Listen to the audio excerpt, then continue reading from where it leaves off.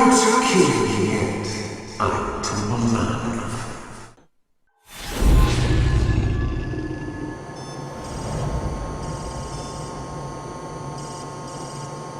Can you hear me, Solid Snake? He's tougher than I thought. Now, after the sacrifice of our brothers, after 30 long years, finally, the two of us meet. The brother of light and the brother of dark. You come to in the midst of a nightmare. As your POV is locked onto what appears to be some kind of harshly lit operating table, you're forced to endure the accusations and the obsessive, even insane persecution delusions of the terrorist leader. This is even more troubling at seeing for yourself that the stories, in fact, are true. Not only in codename, but in his face, the leader of Foxhound, Liquid Snake, is your doppelganger in every way. Clearly, there's more happening than you can understand. It all seems to go back to that man. The Shadow, the Phantom. Big Boss, the man whose genes were selected as the archetype for the perfect soldier. As is soon revealed, contrary to what we witnessed if we played 1992's Metal Gear 2 Solid Snake, before you carried out your mission to eliminate Big Boss in the 90s, he revealed himself in Darth Vader style to be Snake's biological father. I don't have any family. No.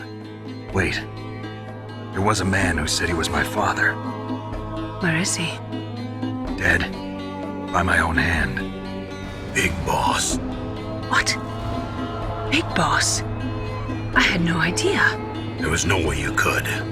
It happened in Zanzibar 6 years ago. Only Snake and I know the real truth of what happened there. Liquid, it seems, has been treated as the second best by your father all along, without you even knowing that he existed.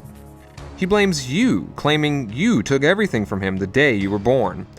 And now, in some twisted commonality with Cyber Ninja, Liquid Snake lives for a showdown with you to the death. But for reasons unknown, Liquid doesn't want Foxhound to kill you yet. That leaves you their helpless companion, and like Alice at the Mad Hatter's tea party, all you can really do is exist among the craziness in the room. Except Liquid and his unit are actually about as crazy as foxes, less likely to die easy than remain one step ahead of the hounds. As Foxhound fully realizes, no doubt, much of the events, actors, and objects within the facility's walls are among the biggest of Washington's many dirty little secrets. These are sensitive times. Even subcritical nuclear tests are causing quite a stir. This has to do with the president's reputation and America's place as the dominant superpower. So patriotism is your excuse for circumventing the Constitution? Not only would the political repercussions be potentially ruinous for the current presidential administration, it just so happens the date of the revolt was no accident either. Tomorrow, the president and his Russian counterpart are scheduled to sign the START 3 Accord. I get it. That's the reason for the deadline. That's right, Snake. And that's why we can't let this terrorist attack go public. This means that revealing to the world the existence of Rex and the Next Generation Special Forces, along with the stealth nuclear weapon, not only cripples their strategic value as secret retaliatory weapons, it threatens to destroy Washington's credibility or leverage in its endless effort to maintain military dominance on one hand and block rival powers from expanding theirs through politics and international laws with the other. In short, knowledge of Shadow Moses and its many toys could threaten to upend the entire geopolitical and military status quo. And as you hear from Liquid, played by the national treasure Cam Clark in one of gaming's most memorable voice acting roles, I'm going to swat down a couple of bothersome flies. the brass back home are refusing to comply. The 24-hour deadline expires in just 10 hours. Meryl gave you the override key she got from Baker before she was wounded, but it's only one key when there's supposed to be 3. With Baker dead and Meryl a prisoner somewhere else, things aren't looking so great on the disarmament front. It's looking more and more likely Snake is going to have to take out Metal Gear himself. Even more distressing, going by the terrorists' conversation, the DARPA chief you interrogated upon arriving on the base may have been something like a ghost. Ocelot, don't screw up like you did with the chief. Yes, I know. That was an accident. I didn't think a pencil pusher like him would be so tough. Well, his mental defenses were reinforced by hypnotherapy. Because apparently the first time Anderson died was actually under interrogation by a rather overzealous Ocelot.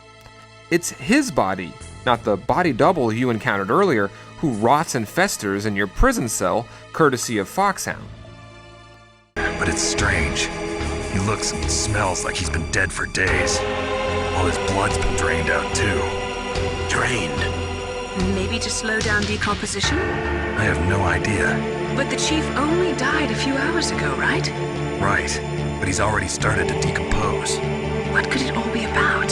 Something in his blood that they wanted? But there's hardly time to process what's rapidly descending into a confusing carnival circus of mysteries, intrigue, and overblown personalities. Because now you're shown why Ocelot is known and feared around the world as a master of interrogation and a world-class sadist. You're a tough guy, Snake. But I've got some bad news for you. You're no POW. You're a hostage. There's no Geneva Convention. No one is coming to save you. Starting to feel a little scared. Good. You should be. We're going to play a game, Snake. The scene is interesting in how the two men try to unnerve each other and size each other up. For one of the series' most important characters, apart from two others, this is the only major scene of Ocelot's in MGS1. Subtly, he gives a hint that he knows something that we don't. Washington was taking quite a chance sending you here. Someone must have had a lot of faith in your skill, huh, carrier boy? But the confusions surrounding Ocelot's questions as well as his assertions.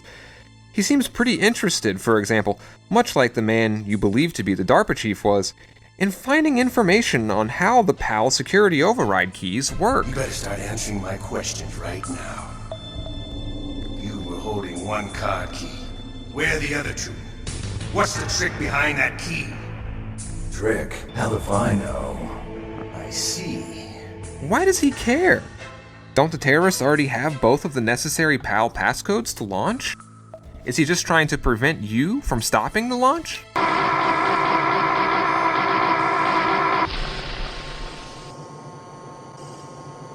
You're a strong man.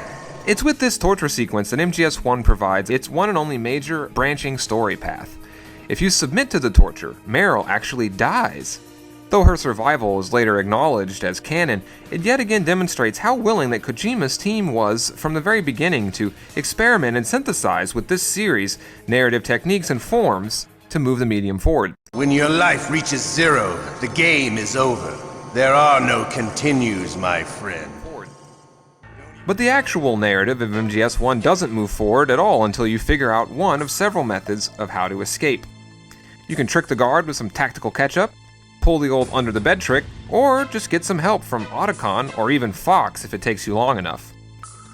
After getting out and removing a certain bomb placed in your inventory by a certain insane Russian wildcard, you retrace your steps to the spot Meryl was ambushed, the Northern Communications Tower. Don't shoot! It's me, don't shoot! Otacon. There's something I've really got to ask you. It's why I followed you up this far.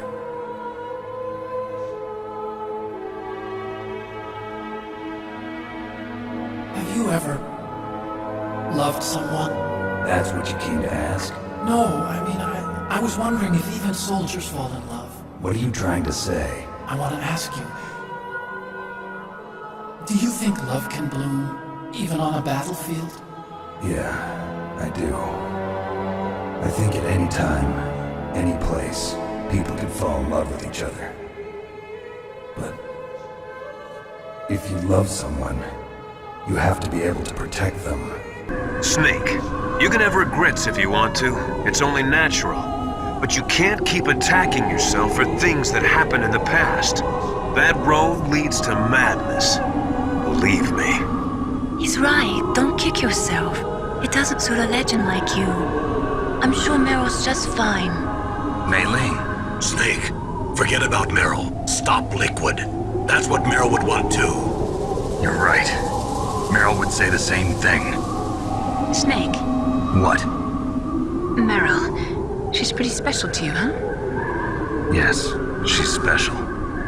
There aren't many women like her around. That's not what I meant.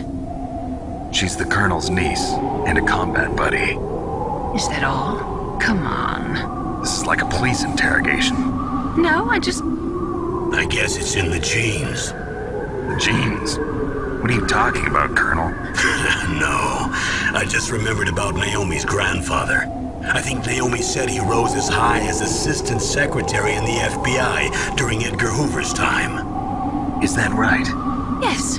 Yes, he was Japanese, and he became a special undercover investigator to nab the mafia. When was that? Oh, sometime in the 50s, I guess. Where? New York, I think. Naomi, I thought you didn't have any family. Well, I researched it after I became an adopt. My grandfather was already dead by the time I learned about him. I never even had the chance to meet him. Oh. Snake, good luck. Watch your back, Snake. Metal Gear's facility is in an underground base beyond this tower, which means you have to head to the top to make it to the other side. Once you're hounded up the steps by an unexpected strike force, this detour brings you into a pulse-pounding sequence of what, in 1998 anyway, counted as god-tier action gameplay. So, the snakes finally come out of this hole. Are you ready now, my brothers? Why are you calling me brother? Who the hell are you? I'm you. I'm your shadow. What? Ask the father that you killed.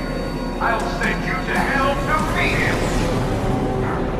Now you're mine. Liquid sends you scuttling down the side of the building on a rope with barrages of missiles and machine gun fire with his Hind D. And to make it to Metal Gear, you have to bring his Russian gunship down the same way as the Afghan guerrillas did in the 1980s against the Soviet Union, with a Stinger missile launcher. The boss battle with the Hind D is arguably one of the more exciting boss battles of MGS1. Though, switching back and forward from first-person mode to use the Stinger and overhead mode to evade the Hind's attacks, it can be quite difficult. Of course, it's satisfying to see Liquid go down.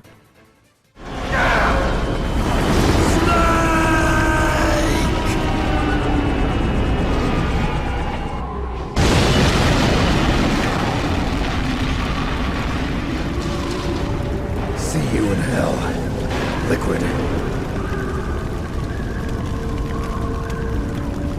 That takes care of the cremation. You don't have much time to revel in your foe's misfortune, however, before you're brought into one last showdown with Foxhound member Sniper Wolf. Sniper Wolf is Foxhound's best sharpshooter. Everyone knows that women have more patience than men, but Sniper Wolf can go for a whole week with no sleep, no food, her sights never straying from her target. Snake, please don't kill her. Are you insane? Please! She's a good person. You'd know that if you talked to her. Listen to me, kid. She's a merciless killer. I can see you perfectly from here. I told you, I'd never quit the hunt. Now you're mine. Wolf, no, you can't. Don't get between a wolf and its prey. You're pretty good if you can hit me in this storm. You see, women naturally make better soldiers. Wolf, don't do this. Snake, I'm near. If you can beat Sniper Wolf, you're treated to another of the series' most iconic scenes, which again happens to be a death scene. I waited for this moment. I am a sniper. Waiting is my job. MGS1 repeatedly returns to the question of free will versus genetic destiny. Do things happen the way that they do in a predetermined way, or are we responsible for how our lives transpire? Otacon, for example, fell in love with a woman he seems destined to never be with.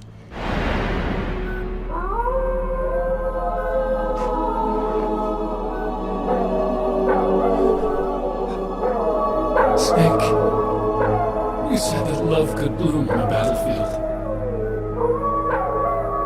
But I couldn't save her. I'm going to the underground base. We're out of time. I know. You'll have to protect yourself now. Don't trust anyone. Yeah. If I can't stop Metal Gear, this whole place will probably be bombed to hell. Yeah. We might not meet again. I'll hang on to my codec. I want to keep helping. You can leave anytime. Get a head start. A head start on your new life. If, as Snake says, love can really bloom on a battlefield, it means our relationships and experiences are not set in stone.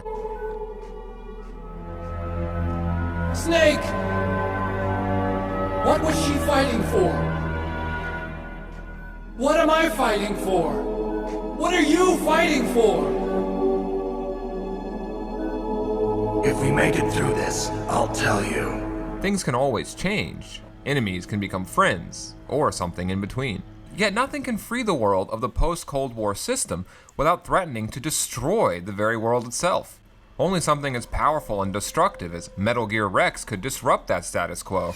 And like all scientific and technological achievements, Rex could just as easily be used to reinforce the world order. That's what makes it so dangerous and so desirable. So even though it will keep scenarios like Sniper Wolf's death going around the world, Snake resolves to serve the status quo's interests in the name of averting disaster by destroying or disabling Rex one way or the other. But first, you're detoured by a somewhat lackluster boss battle with Raven. You were the one in the M1 tank? Must have been a tight fit for a big boy like you. Which again feels hindered by the 2D-ish gameplay presented in a fully 3D environment. The lack of a first-person shooter ability makes much of the gunplay extremely imprecise and scattershot, and later MGS games make MGS 1 era Snake's movements feel clunky and limited, in the hand-to-hand combat especially. For me, Raven and his boss fight are far overshadowed by what immediately follows. It was Decoy Octopus, a member of Foxhound. He was a master of disguise. He copied his subjects down to the blood. So he drained the chief's blood and took it into himself. But he wasn't able to deceive the Angel of Death. The Angel of Death?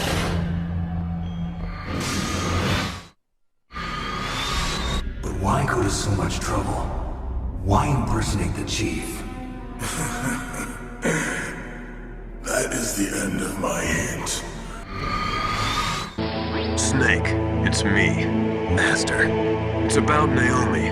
Turn your monitor off. What about Naomi? Colonel, is Naomi there? No, she's away. She's taking a short nap. So what is this about Naomi? Okay, maybe we better let the Colonel hear this too. Yeah, go on, Master. Well, basically, Dr. Naomi Hunter is not Dr. Naomi Hunter at all. What?